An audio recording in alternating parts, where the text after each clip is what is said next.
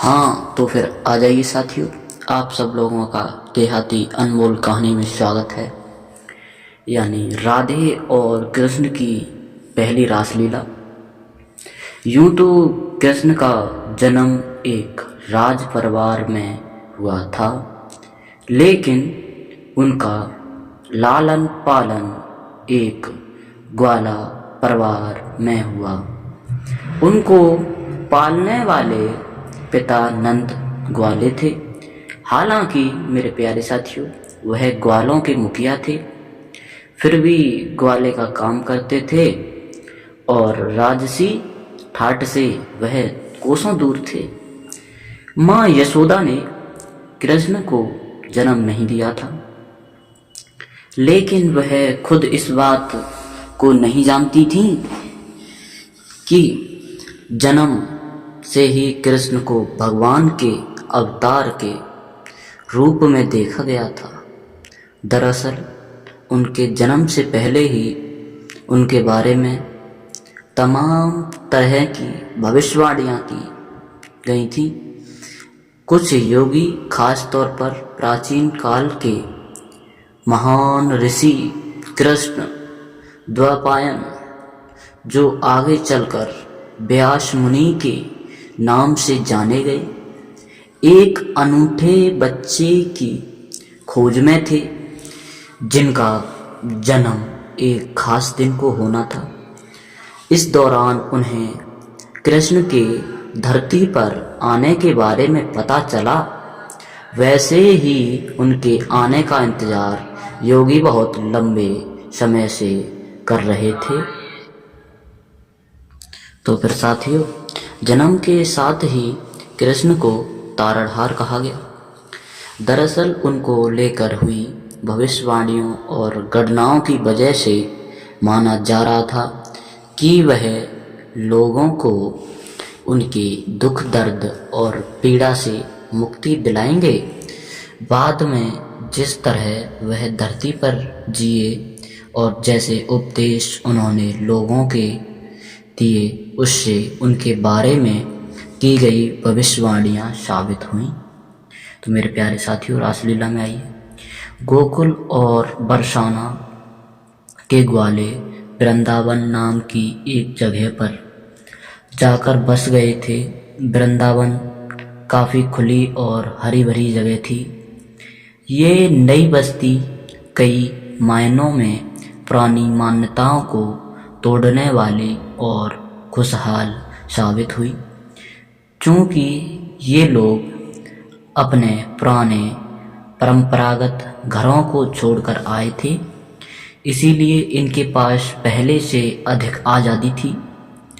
यह नई जगह ज़्यादा समुद्र और खूबसूरत थी, खास तौर पर युवाओं और बच्चों को जहाँ इतनी आज़ादी मिली मेरे प्यारे साथियों, जिसे उन्होंने पहले महसूस नहीं किया था। यहाँ चीज़ें वाकई काफ़ी अलग थीं। आखिर समुदाय में लोगों के पास समृद्धि थी और खुलकर जीने का एक नया एहसास था। इसमें बच्चे भी शामिल थे। इन बच्चों के समूह में राधे थोड़ी बड़ी थीं। वह कभी किसी दायरे में बंधकर नहीं रही और उसे समाज से एक अलग ही आज़ादी मिली थी। ऐसी आज़ादी मेरे प्यारे साथियों, जिसके बारे में दूसरी लड़कियां सोच भी नहीं सकती थी। राधे लड़कियों का नेतृत्व करती थीं और जबकि कृष्ण लड़कों का। फिर इन दिनों की अगुवाई में हर्ष और उल्लास से भरे मिलाप होते थे। कृष्ण 7 साल के थे और राधे 12 साल की थी उस समय मेरे प्यारे साथियों।